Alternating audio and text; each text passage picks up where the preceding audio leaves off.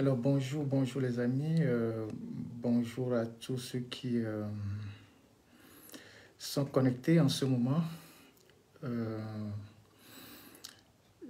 Excusez-moi, j'avais mis le micro, j'avais muté le micro le temps de faire quelques réglages. Maintenant c'est bon, donc on va pouvoir commencer le direct et je vous souhaite tous la bienvenue. Et comme toujours, on va encore parler un peu aujourd'hui de notre pays, surtout de ce qui ne va pas et qu'est-ce qu'on peut faire pour améliorer les choses. Et il y a plusieurs sujets que j'ai mis à l'ordre du jour, compte tenu des préoccupations qui me remontent depuis le pays. Et donc, je voudrais saluer tous ceux qui régulièrement sur ce direct et nous renvoient les observations. J'espère que ma voix porte, hein, et j'espère. C'est à vous de me le dire si la voix est bonne, si le volume est bon.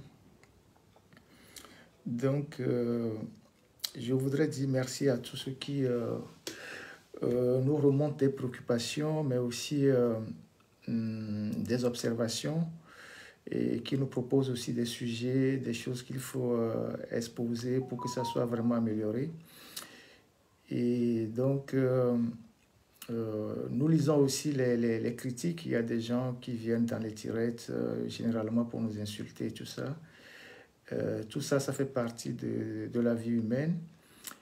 Et je voudrais juste dire aux uns aux autres que notre pays, c'est ce que nous avons en commun. C'est notre bien commun. Et une fois que nous avons des dirigeants, des gens qui sont à la tête de ce pays-là, qu'ils soient élus ou non élus, ça dépend. Ces gens doivent rendre compte de la gestion qu'ils font du pays, parce que c'est un bien commun, c'est un patrimoine qui nous appartient tous. J'ai l'habitude de dire que nous avons tous le Togo en héritage et en partage. Ce n'est pas une propriété d'un individu ou d'une famille. Et donc, une fois que les gens sont aux affaires, ils ont l'obligation de rendre compte. Et nous avons le devoir d'être exigeants envers eux, de leur demander des comptes. Qu'est-ce qu'ils font de la gestion des fonds publics? Qu'est-ce qu'ils font de la gestion du pays? C'est notre devoir de leur demander tout ça. Parce que ces gens-là, c'est nous qui les payons. C'est nous qui les entretenons. C'est l'argent des impôts, c'est l'argent des contribuables. Le salaire du président de la République, les privilèges dont il bénéficie, les salaires des membres du gouvernement, les ministres, les DG, tout ça, c'est le contribuable qui paye. Et on paye ces gens-là pour travailler. On ne les paye pas, pour s'amuser à la tête du pays. On ne les paye pas pour compromettre le destin du pays. On les paye pour gérer le pays et rendre compte. Donc, tant qu'ils ne gèrent pas bien le pays, nous avons le devoir et le droit de critiquer. Et critiquer, c'est aussi proposer. Critiquer, c'est proposer. Dénoncer, c'est proposer. Critiquer les gouvernants, c'est proposer. Et dans une société, quand il n'y a pas de débat, il n'y a pas de critique, la société n'avance pas. Donc, nous ne pouvons pas rester là les bras croisés en regardant les gens qui sont à la tête du pays, qu'ils soient élus ou non élus, en train de compromettre l'avenir de toute une génération. Donc, c'est notre devoir de les interpeller. C'est notre responsabilité d'être exigeants avec les dirigeants. Et les Togolais ne sont pas exigeants avec les dirigeants. Les Togolais pensent que les dirigeants sont des dieux. Dès que vous commencez par parler du président de la République, du Premier ministre, les gens disent, oui, pourquoi vous parlez d'eux comme ça? Mais c'est des gens qui sont là pour travailler. Mais s'ils ne travaillent pas, alors qu'ils sont payés, nous avons le devoir de les interpeller. C'est comme ça que ça fonctionne dans une république. C'est comme ça que ça fonctionne dans un pays. Et donc, chacun d'entre nous doit savoir que les dirigeants ne sont pas des dieux. C'est des gens qui sont à la tête d'un pays pour gérer le bien public et rendre compte. À partir du moment où ils ne le font pas bien, c'est de notre responsabilité de les interpeller. Donc, c'est ce travail-là que nous faisons. Et c'est vrai que quand on le fait, ça ne sonne pas bien dans les oreilles de certains. Ceux qui ne veulent pas qu'on dénonce leur tard, ça ne sonne pas bien dans leurs oreilles, mais nous avons le devoir et l'obligation de le faire. C'est pour le bien du pays. Et donc, moi je voulais aujourd'hui lancer un appel à tous ceux qui nous suivent pour leur faire comprendre que si notre pays est bien gouverné, c'est pour le bien de nous tous. Quand on parle de la Côte d'Ivoire, on parle du Bénin, du Sénégal, tout ça, c'est des pays qu'on cite en référence en termes de développement, de changement. Ça fait la fierté de ces gens-là. Mais quand on parle du Togo aujourd'hui, on dit oui, le Togo c'est un pays perdu et tout ça. Mais vous avez honte. Donc, c'est de notre responsabilité de demander des comptes aux gouvernants. C'est même inscrit dans la Constitution. C'est parce que chez nous, pendant longtemps, tous les contre-pouvoirs n'ont jamais joué leur rôle. La presse y compris, les organisations de la société civile, les partis politiques, les gens n'ont jamais été exigeants envers les gouvernants. Les citoyens aussi, que les gouvernants se prennent pour des gens qui se prennent pour tout permis, se prennent pour des dieux, des gens qu'on ne doit pas critiquer. Vous êtes qui pour qu'on ne vous critique pas? Si vous gérez le bien public, on doit vous critiquer. Si vous ne voulez pas subir des critiques, mais allez gérer votre entreprise. Encore que là-bas, même si vous ne gérez pas bien, les gens vont vous dire stop. Donc, c'est de notre responsabilité d'interpeller les gouvernants parce que nous sommes dans un même bateau. S'ils gèrent mal le pays, nous sommes tous victimes. S'ils le gèrent bien, on est tous gagnants. Donc, c'est ce travail d'interpellation que nous faisons. Ça n'a rien de méchant, mais on essaie de mettre les gens devant leurs responsabilités. Donc, je voudrais vraiment faire cette mise au point pour ceux qui parfois perdent la tête ou tous les faux comptes qu'on envoie nous insulter, pourquoi vous parlez du président, du premier ministre, ce n'est pas des dieux. Tout ce que le président a comme privilège, ça vient de nos poches. S'il prend des avions pour aller à tel voyage, il va à telle conférence, les privilèges qu'il a, le champagne qu'il boit, tout ce qu'il a, ça vient de la poche des Togolais. C'est les impôts, c'est avec l'argent des impôts. Le salaire des ministres, c'est avec l'argent des impôts. Les voitures qu'ils ont, c'est avec l'argent de nos impôts. Donc nous avons l'obligation de leur demander des comptes.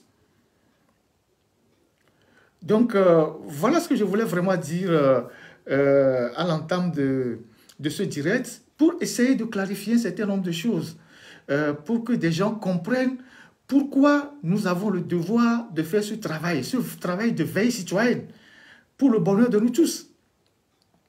Donc, voilà ce que je voulais dire. Et le second sujet que je voulais rapidement aborder, excusez-moi, je commence par les divers. Bon, c'est la première fois que je veux construire la maison par le toit avant d'arriver à la fondation. Et le second sujet que je voudrais aborder, c'est qu'il y a des compatriotes, des jeunes Togolais, qui m'envoient beaucoup de messages, qui me demandent mais que la situation au pays est difficile, qu'est-ce qu'on peut faire, il n'y a pas de boulot, l'État ne fait pas des concours, dans le privé, il n'y a pas tellement de boulot, les gens sont perdus. Et je dirais que c'est une situation que nous tous nous vivons. Et que nous vivons. Moi, j'étais au pays encore 1 an, donc c'est ce que nous vivons, nous tous nous vivons. Mais à ces jeunes-là, j'ai quelques idées à partager avec eux. À ces compatriotes qui sont dans des difficultés, j'ai quelques idées à partager avec eux. Certains peuvent en tirer profit, d'autres, bon. Mais ça dépend de chacun. Aujourd'hui, nous sommes dans un monde qui va très vite. Le monde on l'appelle un village planétaire avec la technologie, l'Internet, la digitalisation, l'économie numérique.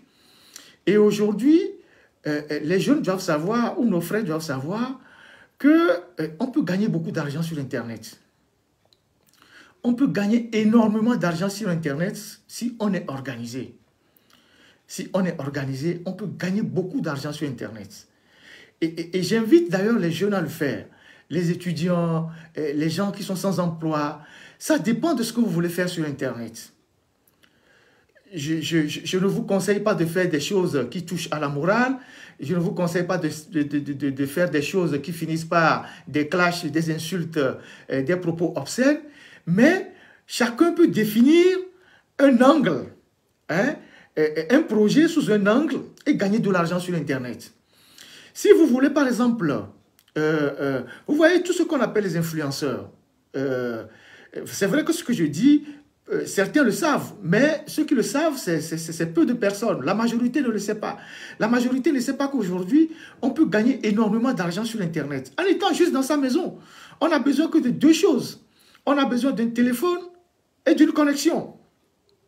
On a juste besoin d'un téléphone et d'une connexion pour gagner de l'argent sur Internet. Si vous créez un compte sur Facebook, sur Instagram, sur TikTok et sur YouTube, et que vous commencez par mener une activité qui vous permet de monétiser votre page, sachez que chaque jour, même si c'est 1 centime d'euro qui tombe, 1 centime de dollar, à la fin du mois, vous aurez un peu d'argent pour gérer vos difficultés quotidiennes ou vos difficultés mensuelles. Donc, il y a énormément d'argent, des milliards aujourd'hui sur Internet que des gens peuvent gagner en étant juste un peu créatifs. Vous voyez tous ceux qui font des vidéos, il y a des gens qui font des vidéos drôles, ils font juste des vidéos drôles, ça leur amène beaucoup d'abonnés. Ces gens-là, par mois, ils gagnent beaucoup d'argent. Vous les voyez sur Internet, vous les voyez sur les réseaux sociaux, ils font des choses qui vous font rire, mais eux, ils font ça pour gagner de l'argent.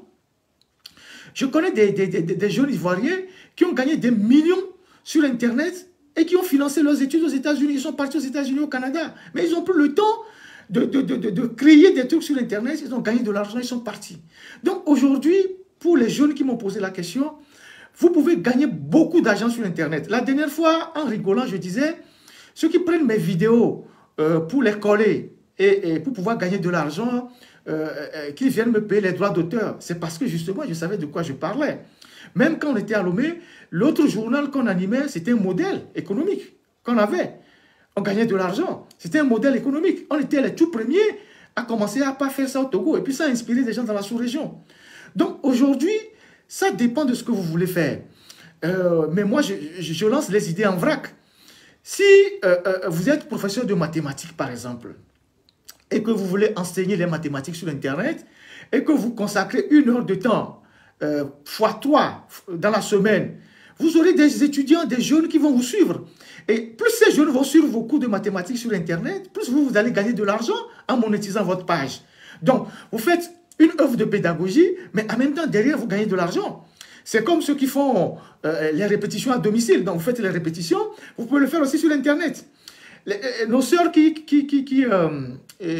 apprennent à tresser ou qui font de la tresse, ils peuvent apprendre aux gens à tresser sur Internet. Ça va leur rapporter de l'argent. Les gens qui maîtrisent l'art culinaire, vous pouvez apprendre aux gens à cuisiner sur Internet. Vous allez gagner de l'argent. Et on peut valoriser un certain nombre d'aspects de notre culture. Les gens, nos frères de Palimé, vous pouvez valoriser le bobobo sur Internet. Ça va rapporter beaucoup d'argent. Quelqu'un peut le faire. Quelqu'un peut valoriser le kamou. Quelqu'un peut valoriser je ne sais quoi.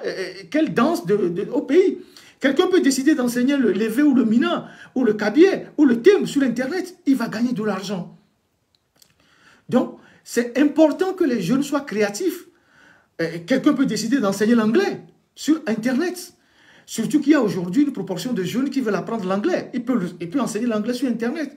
Peut-être 3 heures de cours par semaine, 3 fois il est sur Internet, il gagne de l'argent. Donc, si vous êtes sur Internet, vous pouvez gagner de l'argent. Avec cet argent, vous pouvez acheter des ordinateurs, des téléphones, financer vos études et faire beaucoup de choses.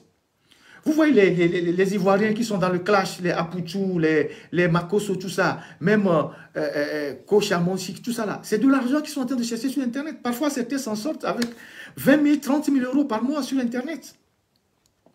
Donc, moi, je vous exhorte, pour ceux qui ont la volonté de faire quelque chose, c'est vrai que tout le monde n'est pas appelé à allumer une caméra, à ouvrir un micro pour faire quelque chose, mais ceux qui ont l'envie de le faire, sachez juste que sur Internet, on peut aujourd'hui gagner beaucoup d'argent, énormément d'argent. Aujourd'hui, TikTok, ce que TikTok donne comme des milliards dans le monde, vous ne pouvez pas l'imaginer.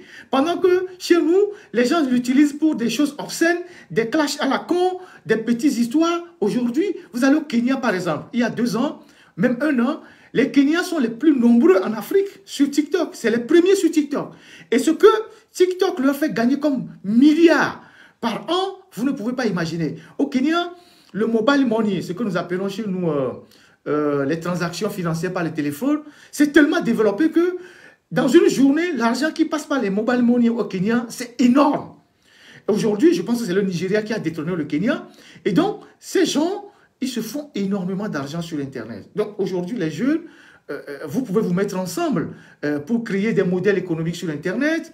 Ceux qui ne veulent pas rester sur Internet, si vous êtes des agents comptables, vous pouvez créer ensemble un groupe associé pour faire des comptes pour les commerçants au grand marché et espérer gagner de l'argent.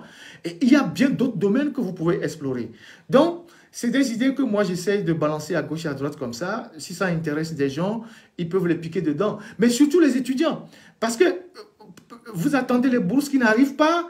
Pendant que vous êtes là, vous avez Internet toute la journée, vous vous amusez, vous êtes sur WhatsApp à vous clasher ou sur TikTok. Vous pouvez utiliser ce temps-là pour faire des trucs sur Internet qui vous permettent de gagner de l'argent. Certains peuvent décider même de valoriser les sites touristiques du Togo, d'aller dans les centres des arts et tout ça, de filmer des trucs régulièrement sur Internet. Ça va vous faire gagner de l'argent. Donc, voilà, c'est des idées que je voudrais partager avec vous. Et ce ne sont pas des idées exhaustives, mais je pense que à partir de ce que j'ai dit, certains peuvent, je ne sais pas, tirer des leçons. Parce que si vous attendez l'État, demain, on vous dira, il y a des concours qu'on a organisés au Togo, ça fait 2 ans, 3 ans, 4 ans, on n'a jamais donné les résultats.